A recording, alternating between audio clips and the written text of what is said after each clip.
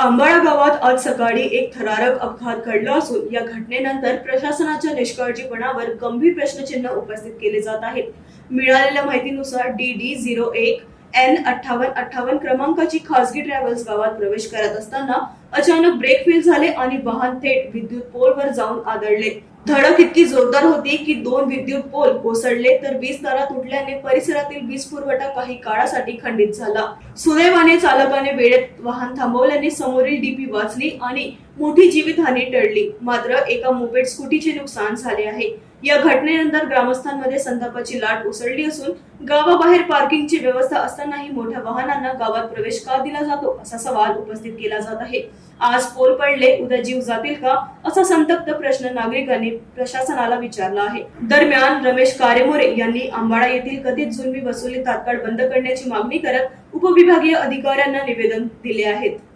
रामटेकच्या अंबाळा तलाव इथे रामटेक नगरपालिकेतर्फे ज्या पद्धतीने पार्किंगच्या नावाखाली शुल्क आकारणी सुरू आहे, त्यामुळं रामटेकातील नागरिकांचे म्हणा किंवा बाहेरून येणारे विदर्भातून आपल्या सगळ्यांना माहिती आहे की अंबाळाला विदर्भाची काशी म्हणलं जाते आणि संपूर्ण विदर्भातून लोक अस्थि विसर्जन आणि इतर धार्मिक कार्यासाठी अंबाळा येथे येत असतात।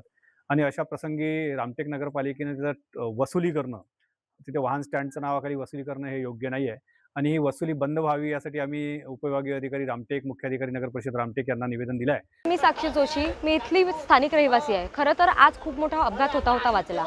जी पार्किंगची सोय नेहमी बाहेर करायला पाहिजे, आम्ही हे किती दिवसापासून असं म्हणत आहोत। आज एक बस जिनी या पोलला धडक मारली आणि खरं तर त्याच्या मागे मोठी डीपी होती आणि जर त्याला धडक झाली असती तर किती मोठा अपघात होता वाचला असता, किती मोठा अपघात झाला असता हे म्हणायचं आहे। खरं तर त्या बसमध्ये प्रवासी होते आणि त्या प्रवाशांना इजा होता वाचली।